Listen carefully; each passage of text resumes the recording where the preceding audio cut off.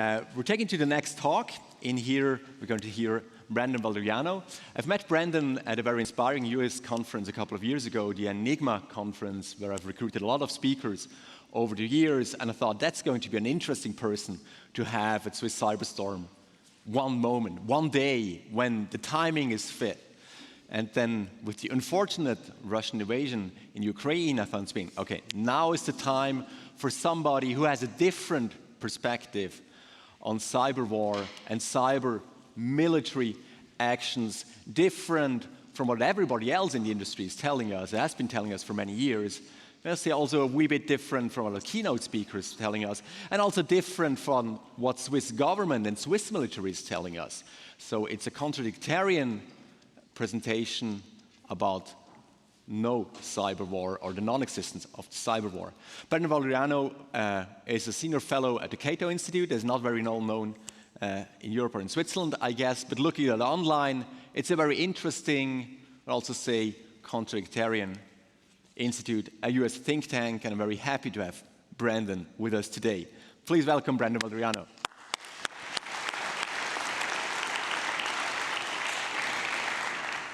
Well, thank you, Christian. Thanks for having me. I don't think I'm very contrarian.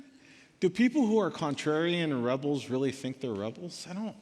It's kind of strange to think about. But in reality, I have been working with the US government and the US military for over 7 years. I was on the US Solarium Commission, and I helped write a proposed US cyber strategy. And if I didn't have health problems last year, I probably would have helped write the current US strategy that's coming out soon. The thing is that within the US government and within the academic community, perspectives have very much solidified around the idea that there isn't cyber war so far. And this is a very, very deep and important question, obviously, because in some ways, people believe or think that cyber can be a shortcut for war. And the reality is, obviously, there are no shortcuts for war. There are no cheat codes for war. There's no easy way out of war. And this goes to the central thesis of my paper, or my presentation today. I called it the Missing Cyberstorm in honor of this conference, which I think is a very, very poor term, because yesterday I went to Geneva, and I think I'm still wet from that excursion, because I have not lived in Scotland in 7 years, and I seem to have forgotten how to repel water when I walk around. So I've been softened by America over the last number of years. But in any case, there is also this idea of a cyber thunder run. And it came out very clearly in a foreign affairs article by Cattler and Black, who are representatives of NATO. And they say that Russian cyber attacks on government and military command and control centers, logistics, emergency services, and other critical services, such as border control stations, were entirely consistent with a so-called Thunder One strategy intended to stoke chaos, confusion, and uncertainty, and ultimately avoid a costly and protracted war in Ukraine. That was the idea. That was the prediction for many before the war. That was the prediction for many during the war.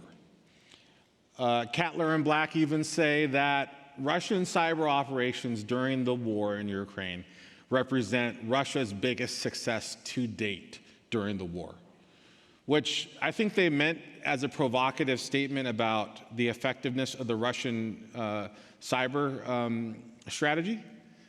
In reality, it just speaks more to the general overall complete and total utter failure of the Russian military. There's a deeper problem with my thesis in my paper, is that the Russians haven't done anything well during this war. This has been an entire utter disaster for the military, the country, and the government. But it hasn't been enabled by cyber war. It hasn't been enabled by cyber conflict. And that was the expectation. It goes back to this idea of a shortcut of war. It goes back to this idea that war will change and there will be a revolution in warfare. And certainly there is a revolution in warfare. That happened in the 1990s. It's called our precision strike complex. It happened with the first Gulf War, and it continues to this day with HIMARS and other precision munitions. But it's not a cyber revolution. Many people are too focused on the cyber aspect of war, when in reality, when the US government and military plans for war and cyber operations, we don't have a clear plan for how to coordinate cyber operations with conventional military operations. That's utterly a fantasy of many in the community. And the reality is that people haven't asked those who train, who write strategy, who write doctrine, what they really think. And there's a very different perspective going on deep in the structure of how we organize to fight. So overall, pundits and academics alike came out with grand predictions about war, starting with the idea of shock and awe by Rand scholars and the cyber thunder run idea, which I already mentioned. Jason Healy at Columbia University said a Russian invasion of Ukraine may redefine how we think about cyber conflict, because it will be the first time a state with real cyber capabilities is willing to take risks and put it all on the line. So overall, there was this excitement of war that took hold. Many predicted there would be a transformation of this war through technology. Many people made very, very strong bets on this one single case. And I like it when people make bets, because that means you're making a hypothesis. That means you're making a prediction. And anytime you make a bet or a prediction, you need to evaluate that bet or prediction. You need to see if you won. And we very rarely do that in academia. We very rarely make these very, very strong bets. And that's what's interesting about the cybersecurity community, is we are making bets constantly. But what we don't do often is evaluate the success of our bets. We don't evaluate the effectiveness of operations. We only really talk about that these operations are ongoing and that they're there. But there's really a deeper question, especially in the military operations research community, about the effectiveness of these operations. So we review the war at the 6-month mark. I have various co-authors, particularly the prime author, who is a postdoc student, Grace Muller. I really like to support young scholars, so if you ever want to work on these topics, please contact me. At the 6-month mark of the war, examining the impact of cyber operations in the course of the Russo-Ukrainian war, we explored the severity and examined the style and purpose of attacks. The debate speaks to core theories and assumptions about the future of war and the purpose and power of emergent technology. And I have to say, after doing this for 12 years, I still don't know what cyber is good for in the context of war. I still am not very clear on the strategic purpose of cyber. I'm very clear on the tactical purpose. I'm very clear on the operational purpose. But as to the wider objectives for war and peace, that's something we have yet to come to terms with, and I, specifically myself, have not come to terms with them. So we'll go over cyber strategies options, Russians' past cyber profile, expectations for the war, our methods, our results, and our discussion. There are 3 core types of cyber strategies. So when you evaluate cyber operations, and I do it empirically, you need to count these operations, obviously, but also you need to think about classifying operations. So I classify operations at disruption, meaning generally harassment and other sorts of methods of signaling. Espionage, which is fairly obvious, connection to intelligence. We also code for long-term and short-term espionage. But during this paper, we're just focused on basically short-term espionage because there's an ongoing war. And degradation, operations to have a strategic, specific impact on the enemy. It's empirically possible to examine cyber operations. They are not secret. That is a misnomer. They are covert. Covert means undeclared, but we know a lot about covert operations in this world, and I don't think there's anything more overt, actually, than cyber operations, because you're specifically going out and attacking an opposition network. So there's something very, very public about it. Whether or not you notice, a cyber operation is a different question. But in my world and in my realm, I'm looking at foreign policy and a military impact. And if you don't notice a cyber operation or you don't witness a cyber operation, it doesn't have a foreign policy impact. So that's really what we're focused on. So Russia's cyber profile from 2000 to 2020, they are frequently the initiator. They are very rarely the target. Most of the operations were lost for disruption or espionage. They generally seek to be a nuisance rather than to degrade. One thing they typically tend to do is they generally have been very, very poor at foreign policy. And I wrote a book about this in 2015, and I wrote it before the Ukraine war in 2014. And one of the points I've made quite consistently is that Russia tends to use cyber because they're not very good at anything else. You've seen their information warfare profile. You've seen how they've behaved in Ukraine. They are not very good. They're good at targeting individuals. Their criminals are very good at ransomware. But in terms of strategic level operations, they have not been very effective. Cyber operations actually are not very severe. Depending on how you classify these operations, the impact generally can be measured in a matter of minutes, if not hours. There are a few isolated examples of very severe Russian cyber attacks, but by and large, there's a lot more kind of flair there than realistic assessments of what's actually happening. They frequently target private sector targets and government local authorities rather than military targets. 1/3 of the incidents sought to communicate or manipulate the reception of digital information for malicious purposes, so information operations. And cyber will eventually be supplanted by information operations as a field, as it was before 9/11. Before 9/11, it was called information warfare. Now it's called cybersecurity. It will go back to being called information operations at some point because we're all speaking about the information domain. There are 30 cyber incidents between Ukraine and Russia from 2000 to 2020. So for the Russo-Ukrainian war, how would we code cyber incidents? It actually turned out to be fairly easy. I have used other methods in the past, but I wanted to do something very, very interesting here, which is not depend on any sort of public news, any sort of public notice, any sort of public signal about a cyber operation. We leverage Ukrainian cybersecurity reports that were produced on a weekly basis from March 3rd to May 15th. These reports stopped being weekly at that point. They tended to be more general and monthly after that. But it's a very, very rich text for a country being attacked and calling for help, calling for support.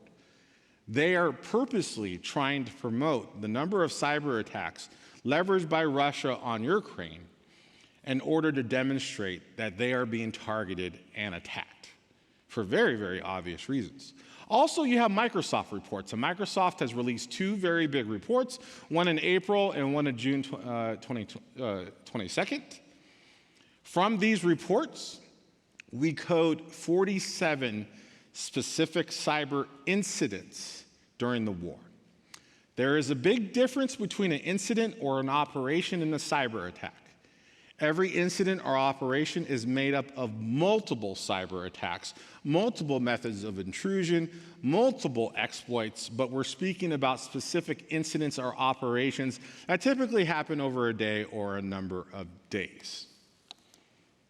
Our hypotheses: cyber operations will increase in their rate and severity over the course of the war because, of course, there's a war going on, so you'd expect things to flame up. They will continue to use disruptive shaping activities and espionage to alter the balance of risk calculations during the conflict. They will continue to demonstrate limited coercive impact during the war, but targets should shift from civilian and to primarily military government targets to degrade an adversary during active war. And finally, evidence of multi-domain operations during the Russo-Ukrainian war will increase to signify coordination between the government and military forces. There will further be evidence of increased examples of cyber-enabled information operations to support the war effort, hack and leak operations, basically. So what do we find? There is an obvious cyber conflict. From 2014 to 2020, we code 25 incidents. In 2022 alone, we code 47. Basically, 44 of those are cyber incidents alone without information operations. But what is interesting is the severity actually goes down during the war. So there's a lot of smoke, but not a lot of fire. There's a lot of activity, but compared to operations during the first phase of the war, 2014 to 2020, we actually see a decrease in severity. This is surprising. I assumed at least it would be on par, but it's just not. And this is even more clear, especially after Kim Zetter did a deep dive on Viasat, which some, like Thomas Rid, said would have been the most significant cyber attack during the year, if not for the war. Well, there was an assumption of dependence by the Ukrainian government, and luckily the Ukrainian government has been quite good about their cybersecurity, and they have not depended on single sources of communication. So while Viasat did go down, or not the satellite went down actually, the modems and the boot drive were targeted, they had to be reset or replaced, the military and the government had not really used Viasat. Viasat was a backup method. So in terms of severe operations during the war, we don't really see them. Severity over time, you kind of do see an uptick in the first graph here from 2014 to 2020, especially around the 2016 election, the energy hacks of 2016, 2017, 2018. But during the war, I would not say that's an increasing slope of severity. I would say that's a fairly static, kind of stable up-down process. There's no rise, there's no peak. It just goes up and down. There's no real clear increase in severity over the war, which is interesting because our people have been predicting this during the war. Every stage, every month, people say, well, now is the time for Russia to use its cyber. They've been saving it. They're saving it for something special, apparently. I don't know what that is after they've been losing for over 6 months, but apparently they're waiting for something important to happen. This is a myth. This is a failure of analysis. Russia is using everything they can in this war, conventional at least, and cyber just isn't very useful for war. We'll talk about more why, but I just want to go through the data real quick. Operations, there is a shift in operations by type, but the shift is mainly away from espionage. So we see less espionage operations during the war because, of course, they're already in war, so they don't really need more information. They already are engaged. Targets, same thing. Same dynamic between 2014 and 2020, or 2000 and 2020. Things don't change. That's surprising also. You would think the targets would shift to government military during the war, but they don't. Then coordination. This was picked up very much by the news media, particularly because of the Microsoft reports, because they demonstrate or suggest that there is coordination. There has been a long debate in academia as to if cyber is a complementary or additive option for war. I've dived into this debate. I no longer really think that debate is interesting. In some ways, mainly because of this war. 7 of the 47 incidents represent multi-domain operations. I don't like the term coordination. It suggests a level of cooperation between the military and cyber forces that really just isn't there. But another way of thinking about it is multi-domain operations, operations that happen in multiple domains at one time. You don't even see that. You see 15%. Microsoft does, in fact, list 6 or 7 coordinated cyber incidents, but they never tell you out of how many. So they make a lot of the coordinated military operations, and the news media pick that up. But obviously, the news media has a problem with statistics, and they have a problem with simple things like proportion. And the proportion of multi-domain coordinated incidents among the total is very, very low. My co-author, Grace, believes these are diversionary incidents, that these are distractions from conventional operations. So they're not really coordinated in terms of trying to achieve a simultaneous effect. It's more trying to distract from an ongoing operation somewhere else. That's something to be unpacked later, but that is a very, very interesting thesis and a kind of refutation of the coordination idea. Information operations, I thought there would be a lot more, and we're not specifically coding information operations. We're coding cyber-enabled information operations, hack and leak, and other sorts of activities. We haven't seen a lot of that. It actually decreases from the 2000 to the 2020 period. 2022, 19% of our data set of 47 incidents have information operations attached. Russian information operations have not been very successful, maybe because they're not leveraging hack and leak operations to expose the Ukrainian government, or maybe more likely because the Russians have a very poor product to sell. You can't sell genocide. You can't sell hitting playgrounds. You can't sell what's going on in Ukraine. So it's very tough to leverage an information operation. And actually, in my view, I think this is going to be the most important thing that comes out of this war, is examining the course of information operations leveraged by Russia and Ukraine over the war, and especially the use of social media. But this has not been enabled by cybersecurity. Cybersecurity has not played a key role here. So conclusions. Overall, we find that there is a large increase in cyber operations during the war. But we don't even witness any concessions. So there is no coercive concessions leveraged by Russia towards the Ukrainians. The Ukrainians have not given anything up due to a cyber attack. They've given up very, very little due to conventional attacks. The severity has actually decreased when compared to the prior time period. And there is no difference in the targets or methods of access. We find very little evidence of coordination or multi-domain operations.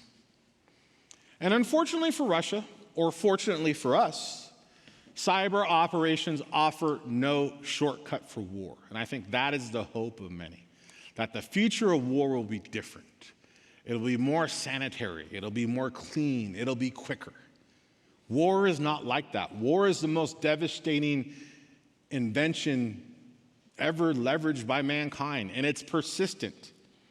It may go away at some point, but it's not going to go away, or it's not going to evolve because of computers. Computers may complement, they may add, but actually there is significant research that during a pre-crisis period, cyber operations may be methods of signaling away from war towards de-escalation. That's obviously not the case here, because Russia was bent for war for over a year, if not longer. But the central fact remains that cyber operations do not dramatically aid in our understanding of the military, diplomatic, or espionage operations during the context of this war. Can we make too much out of one case? No. I'm a social scientist. I don't like depending on one cases. But there are sometimes things we call crucial cases, very important cases. And if things had gone a different way, people would be writing about this very, very differently. In fact, people are writing about this very, very differently. But very few, if none, take a larger strategic perspective and look at these operations in totality. And when you do that, it's very tough to argue that there has been a massive transformation or revolution in war. And we have to confront this evidence. We have to confront this reality. We can't be motivated by reasoning offered by those dreaming of a different way, dreaming of a different war. I love science fiction.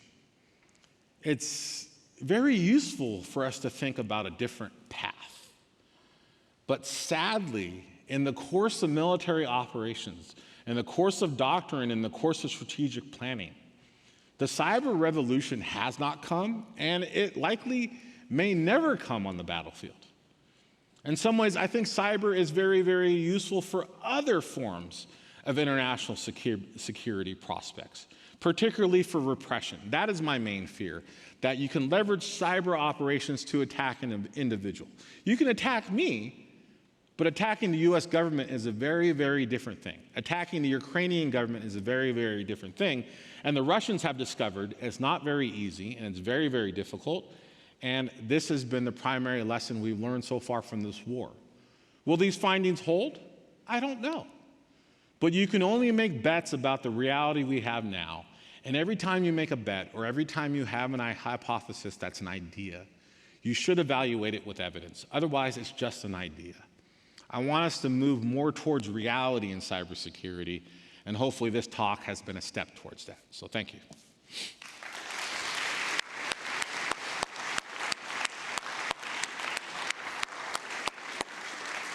Thank you very much, Brandon.